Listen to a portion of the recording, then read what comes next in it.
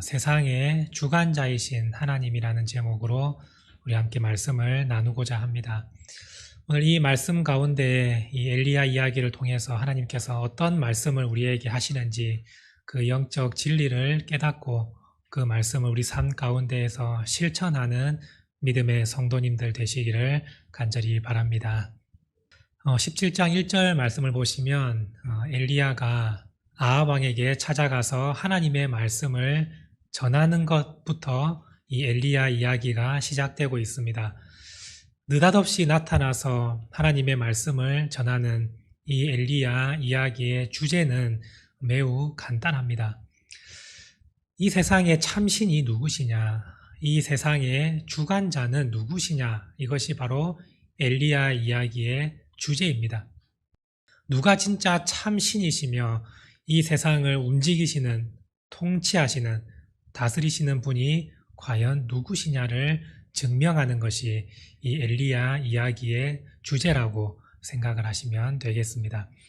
그래서 이 엘리야가 아합 왕에게 찾아가서 하는 말을 잘 보시면 그 주제가 명확하게 드러난다는 것을 알 수가 있을 것입니다. 우리 오늘 17장 1절 말씀을 우리 함께 한 목소리로 같이 읽겠습니다. 길라앗에 우거하는 자 중에 디셉 사람 엘리야가 아합에게 말하되 내가 섬기는 이스라엘의 하나님 여호와께서 살아계심을 두고 맹세하노니 내 말이 없으면 수년 동안 비도 이슬도 있지 아니하리라 하니라. 엘리야가 아합 왕에게 찾아가서 했던 말입니다. 다시 한번 살펴보시면 내가 섬기는 하나님, 그 하나님은 살아계신 분, 살아계신 그 하나님이 바로 이 세상을 주관하시는 하나님이시다. 이것을 아합 왕에게 전하고 있습니다. 내가 믿는 하나님은 살아계시고 그 하나님이 이 세상을 다스리시고 움직이고 계신다라는 것을 이 아합 왕에게 엘리야 선지자가 전한 것입니다. 이 엘리야는 하나님의 말씀을 받고 아합 왕에게 찾아갔습니다. 그 많은 사람 중에서 왜 하필 아합 왕에게 찾아갔을까요? 이 아합이라는 왕은 북이스라엘의 7번째 왕입니다. 이 아합 왕은 하나님의 존재를 인정하지 않고 바알 신을 숭배하는 그러한 왕이었습니다. 따라서 이 아합 왕은 내가 섬기는 것은 바알 신이다. 그리고 바알 신은 살아있다.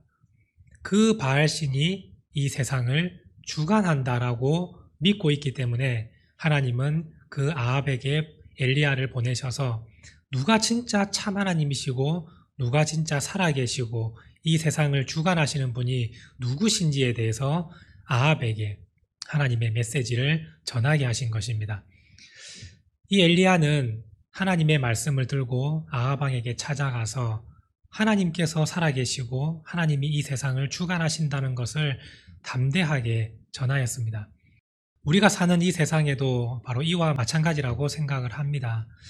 지금 이 세상에는 이 아합 왕과 같이 헛된 것을 섬기며 헛된 것을 의지하고 이 세상을 누가 주관하시는지 정확하게 알지 못하고 살아가는 사람들이 참으로 많이 있습니다. 세상 사람들에게 누가 이 세상을 움직이고 있느냐라고 물었을 때 과연 어떤 대답이 나오겠습니까? 여러 가지 대답이 나오겠지만 어떤 사람은 미국이라고 생각하는 사람도 있을 것입니다. 미국 대통령의 말 한마디가 이 세상을 움직입니다라고 대답하는 사람도 있을 것입니다. 지금 우크라이나 사태를 보셔도 우리가 잘 알 수 있듯이 미국 대통령의 말 한마디로 인해서 주식시장이 왔다 갔다 하고 기름값이 올라가고 금값이 치솟는 이러한 일들이 일어나고 있습니다. 언제 전쟁이 일어날지 아무도 모른다. 항상 긴장 상태에 있어야 된다. 이 말 한마디 때문에 주식시장은 완전히 폭락했고 금값이 치솟고 지금 우리가 그 유류비가 굉장히 많이 올라가고 있는 것을 직접 느끼고 있지 않습니까? 그 대통령의 말 한마디가 이 세상을 움직인다라고 생각하고 있는 사람들은 그 미국의 대통령이 무슨 말을 하는지 거기에만 집중하고 있습니다. 저 대통령이 무슨 말을 할지, 그래서 나는 어떻게 움직여야 될지 거기만 바라보고 있는 사람들이 이 세상에는 너무 많이 있습니다.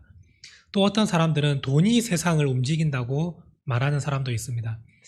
돈이 사람을 움직이고 그로 인해서 그 돈이 세상을 움직인다라고 생각하는 사람은 돈의 흐름을 쫓아갑니다. 지금 돈이 어떻게 흘러가고 있는지, 어디로 유통되고 있는지 거기에만 매몰되어서 거기에만 집중하는 사람들이 이 세상에는 얼마나 많은지 모릅니다.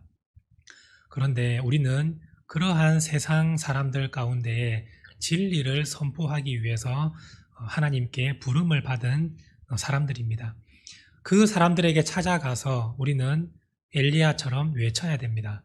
세상을 주관하시는 분은 하나님 한 분이십니다. 내가 믿는 하나님이 살아계신 하나님이시고 그 살아계신 하나님이 이 세상을 움직이고 계십니다. 라는 것을 우리는 전할 수 있는 사람이 되어야 합니다. 오늘 엘리야와 같이 하나님은 우리를 세상 곳곳으로 보내십니다.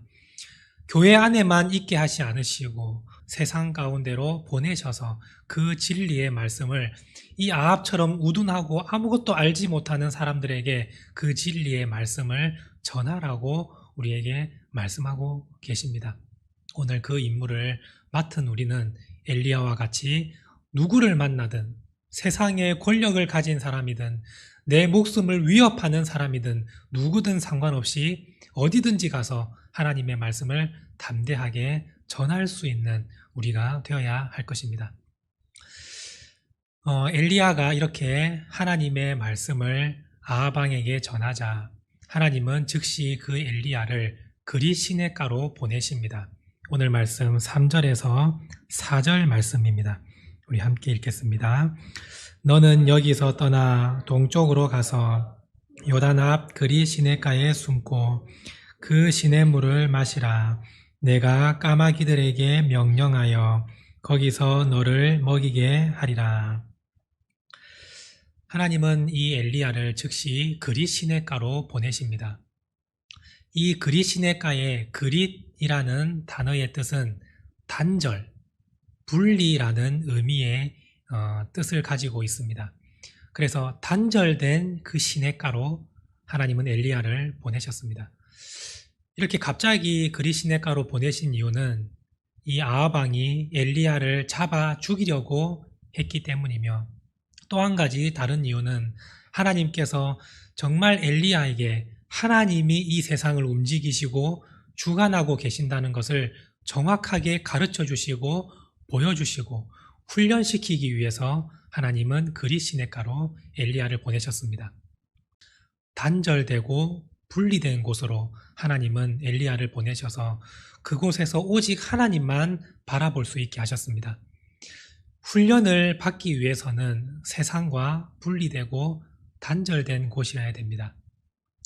우리가 군대에 입대를 하게 되면 세상과 단절된 그런 훈련소로 들어가지 않습니까? 그 훈련소는 항상 산골짜기나 아주 도시에서 멀어진 외딴 곳에 있습니다. 왜 그런 곳에 훈련소를 마련할까요? 그 이유는 오직 훈련에 집중하기 위해서입니다. 20대 젊은 남자가 모든 것을 내려놓고 훈련에 집중해야 되는데 그 훈련소가 도심 한가운데 있다고 생각을 해보십시오. 막 저녁이 되면 사람들이 막 노래 부르고 막 소리치는 그러한 소리가 들리고 또 세상적인 이야기와 사람들이 지나다니는 모습이 보일 때 정말 온전히 훈련에 집중할 수 있겠습니까? 아무것도 보이지 않는 세상과 사람들로부터 단절된 곳에 들어가야만이 훈련에 집중할 수 있지 않겠습니까? 하나님은 우리를 훈련시킬 때에도 이렇게 단절된 곳으로 보내십니다. 오직 하나님만 보이는 곳, 오직 하나님의 말씀만 들리는 곳, 그곳으로 하나님은 우리를 훈련시키기 위해서 보내십니다. 하나님의 말씀에 순종하여서 그 훈련된 곳이 어디든지 하나님의 말씀에 따라 가는 사람에게는 하나님은 놀라운 은혜와 하나님의 역사를 경험하게 하십니다. 엘리야 입장에서 그릿 시냇가, 세상과 분리되고 단절된 그곳에 하나님이 들어가라라고 말씀하실 때 얼마나 가기 싫었겠습니까? 엘리야도 사람인지라 그렇게 분리되고 아무도 없는 그 외딴 그 그리시네가에 가는 것이 싫었을 것입니다. 그럼에도 불구하고 이 엘리야는 5절 말씀을 보시면 그가 여호와의 말씀과 같이 하여 곧 가서 요단 앞 그리시네가에 머물렀다라고 되어 있습니다. 하나님이 말씀하신 그대로 하나도 빼놓지 않고 순종하며 나아갔습니다. 그때에 이 엘리야는 하나님께서 이 세상을 주관하시고 세상을 다스리심을 정확하게 눈으로 보고 체험할 수 있었습니다.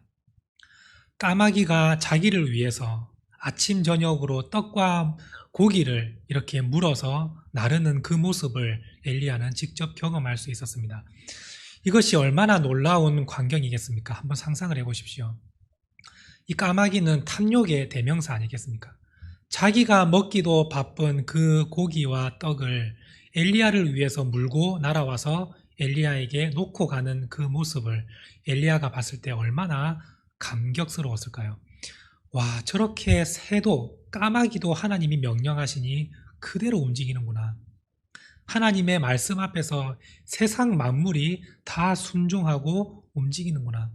내가 아합 왕에게 그 외쳤던 이 세상의 주관자는 하나님이시다라는 그 말씀대로 진짜 하나님이 역사하고 계시는구나라는 것을 이 엘리야는 단절되고 분리된 그리시네가에서 그것을 경험할 수 있었습니다. 하나님은 말씀하십니다. 내 말에 순종하기만 하면 너는 기적을 보게 될 것이다. 하나님은 우리에게 말씀하고 계십니다. 오늘 우리에게도 하나님은 이보다도 더 놀라운 기적과 놀라운 일들을 경험하기를 원하고 계십니다. 그리고 여러분들에게 말씀에 순종하라고 먼저 말씀하십니다. 그런데 우리의 마음은 어떠합니까? 하나님 먼저 기적을 보여주시면 제가 순종하겠습니다. 하나님 저에게 먼저 제 기도 제목부터 들어주시면 제가 그때부터 말씀대로 한번 살아보겠습니다. 이러한 생각을 가지고 있지 않습니까?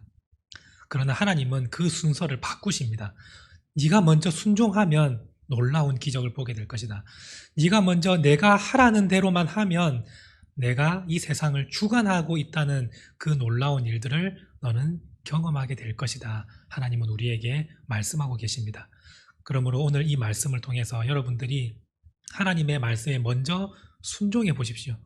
하나님께서 나에게 어떠한 말씀을 하고 계시는지 벌써 말씀을 통해서 깨닫고 그 말씀대로 하나님께서 기뻐하시는 것이 무엇인지 말씀을 읽고 그 말씀대로 순종하며 살아보십시오. 그러면 여러분들의 삶 가운데 까마귀가 엘리야를 위해서 떡과 고기를 나르는 그 일보다 더 놀라운 일들을 여러분 삶에서 하나님은 경험하게 하실 것입니다. 이 그리시네가에서 엘리야가 하나님으로부터 놀라운 기적을 보고 그리고 영적인 훈련을 하고 있을 때 그리시네가에 있었던 그 결말이 어떻게 되고 있습니까? 우리가 생각할 때 하나님의 말씀에 순종하고 하나님의 뜻대로 살았다면 그 그리시네가의 결말은 정말 아름다울 것이라고 생각할 것입니다. 그런데 오늘 말씀을 보시면 그리시네가의 시냇물이 말라버렸다고 되어 있습니다. 엘리야의 입장에서는 참으로 당황스러울 것입니다. 하나님께서 가라고 해서 왔고 또 하나님의 말씀에 순종해서 그 가운데에서 놀라운 역사들을 내가 직접 눈으로 경험했는데 그 결말은 풍성한 열매가 맺히는 것이 아니라 시냇물이 말라버리는 것을 경험했습니다. 이제 더 이상 어떠한 것을 마셔야 되는지 아무것도 알 수 없는 그러한 상황 가운데 놓이고 말았습니다. 그런데 우리가 여기서 한 가지 중요한 영적인 진리를 발견할 수 있습니다. 하나님의 말씀에 순종하고 하나님의 뜻대로 살아갈 때 그 결과가 당장 좋게 아름다운 열매로 맺혀지지 않을 때가 있습니다. 오히려 상황이 점점 더 안 좋아져서 이 시냇물이 말라버렸듯이 우리의 삶 가운데도 더 어려운 일들이 일어날 수가 있습니다. 하나님의 말씀을 끝까지 불뚝을 살았는데 내 돈이 말라버릴 때가 있습니다. 통장의 돈이 점점 줄어들더니 결국에는 말라버릴 정도로 0이 될 정도로 그렇게 말라버린 것을 경험할 때도 있습니다. 또한 시간이 부족할 때도 있습니다. 하나님께 간절한 기도 제목이 있고 하나님 몇 월 며칠까지는 이 기도 제목을 반드시 들어주셔야만 저에게 희망이 있습니다 라는 기도 제목이 있는데 그 시간이 다 찰 때까지도 아무런 일이 일어나지 않을 때가 있습니다. 시간이 말라버린 것입니다. 체력도 말라버리고 내가 가지고 있는 모든 것들이 다 말라버려서 오히려 소망이 끊어져 버리는 그러한 경험을 할 때가 있습니다. 그런데 그리 시냇가에서는 이러한 일을 경험하지만 엘리야 이야기의 끝이 아니라는 것입니다. 이것은 잠시 겪는 과정일 뿐이고 이 엘리야의 이야기의 끝은 놀랍도록 풍성한 열매였습니다. 오늘 여러분들이 하나님의 말씀에 순종하고 하나님의 뜻대로 살아가면서 여러 가지 은혜도 경험하는데 당장 나에게 주어진 결과는 돈이 마르고 시간이 마르고 체력이 마르는 그러한 안 좋은 상황 가운데 있을 때 여러분들은 이것을 기억하시길 바랍니다. 하나님이 이 세상의 주관자이십니다 라는 것을 여러분들이 꼭 기억하시길 바랍니다. 여러분들이 하나님이 세상을 주관하시는 분이심을 믿으신다면 여러분들의 지금 어려운 형편들, 메말라 버린 그 삶을 그냥 온전히 하나님께 다 맡겨드리기를 원합니다. 하나님께 다 맡겨드리면 하나님께서는 세상을 주관하시는 분이시지 않습니까? 어떠한 방법을 열어서든지 간에 여러분들에게 길을 열어주시고 여러분들에게 살 길을 터주시는 분이 바로 우리 하나님이십니다. 그래서 예수님은 말씀하십니다. 너희 염려를 다 하나님께 맡기라. 내일 걱정, 1년 뒤 걱정, 그런 거 걱정하지 말고 모든 것을 하나님께 다 맡기라. 그러면 하나님께서 반드시 기도를 들어주신다고 말씀하고 계십니다. 그런데 우리의 삶 가운데 의심이 들 때가 있습니다. 과연 진짜 하나님이 나를 사랑하시는 것이 맞는가? 내 옆에 있는 성도는 이렇게 어려움을 겪을 때 하나님이 도와주시는 것 같아 보이는데 왠지 나에게는 그러한 은혜가 없을 것 같고 나는 하나님이 안 도와주실 것 같은 그러한 마음을 가지고 계시는 분도 계실 것입니다. 그러나 그때 이 말씀을 한번 기억을 해보십시오. 로마서 8장 32절 말씀입니다. 함께 읽겠습니다. 자기 아들을 아끼지 아니하시고 우리 모든 사람을 위하여 내주신 이가 어찌 그 아들과 함께 모든 것을 우리에게 주시지 아니하겠느냐. 하나님께서 여러분들을 너무나도 사랑하셔서 하나님이 가장 아끼시고 귀하게 여기시는 독생자 예수님을 우리에게 보내주시지 않았습니까? 여러분들을 살리기 위해서 그 사랑하는 아들 예수를 십자가에 못 박도록 내어주지 않았습니까? 그 정도로 여러분을 사랑하시는데 하나님께서 여러분들을 위해서 무엇을 아끼겠느냐라고 성경은 말씀하고 있습니다. 여러분들의 물질이 마르고 시간도 마르고 체력이 말라도 하나님은 여러분들을 너무나 사랑하시기 때문에 여러분들에게 어떠한 방법을 통해서든 간에 하나님은 여러분들의 삶을 온전히 회복시키고 여러분들의 삶의 길을 열어주신다는 말씀입니다. 오늘 그 말씀을 기억하시고 이제 하나님께서 이 세상을 주관하신다는 것을 여러분들이 믿으신다면 오늘 말씀에서 같이 아합처럼 정말 아무것도 알지 못하고 능력 없는 그러한 것을 헛된 것을 의지하는 사람들에게 가서 이 세상을 주관하시는 분은 하나님이시다라는 것을 전할 수 있는 여러분들이 되시고 또한 하나님의 말씀에 순종하여서 하나님이 나를 훈련시키고 어디든지 보내실 때에 그 말씀에 순종한다면 세상을 주관하시는 하나님의 그 기적을 여러분들은 경험할 수 있게 될 것이고 마지막으로 여러분들이 하나님의 그 주관하심을 정말 믿으신다면 여러분들 삶 가운데 메말라 버려도 그 모든 일들을 하나님께 다 내어드리고 하나님께 다 맡기고 의지하며 나아가신다면 하나님께서 여러분들의 삶을 온전히 바꿔주시고 풍족하게 채워주시는 은혜가 여러분들 삶 가운데에 임할 줄로 믿습니다. 오늘 말씀을 붙드시고 이 말씀 의지하며 살아가는 저와 여러분들 되시기를 간절히 바랍니다. 기도하시겠습니다. 하나님 아버지 감사합니다.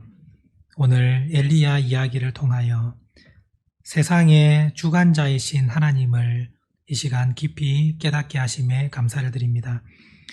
오늘 우리가 이 세상을 주관하시는 분이 하나님이심을 믿는다면 아합과 같이 헛된 것을 의지하는 자들에게 진리의 말씀을 전파하고 깨닫게 하는 일을 잘 감당하게 하시며, 또한 세상을 주관하시는 하나님을 믿는다면 하나님의 말씀에 순종하여서 하나님이 주시는 기적을 경험할 수 있도록 하여 주시고, 또한 마지막으로 세상을 주관하시는 하나님을 믿는다면 상황이 점점 어려워져 가고 우리의 삶 가운데에 모든 일들이 메말라져 갈 때 우리는 그것을 두려워하지 아니하고 염려하지 아니하고 우리의 모든 삶을 살아계신 하나님께 온전히 맡겨드리는 믿음의 자녀들이 되게 하여 주셔서 하나님이 우리에게 베푸시는 그 놀라운 기적들을 경험하게 하시고 막혀져 있던 모든 인생들이 열려져서 하나님이 열어주시는 그 길을 걸어가는 믿음의 자녀들이 될 수 있도록 하나님 함께하여 주시옵소서. 이 세상을 주관하시는 하나님을 온전히 믿고 의지하는 우리 모든 성도들이 될 때에 하나님께서 풍족한 은혜를 허락하여 주시옵소서. 감사드리며 예수님의 이름으로 간절히 기도드립니다. 아멘.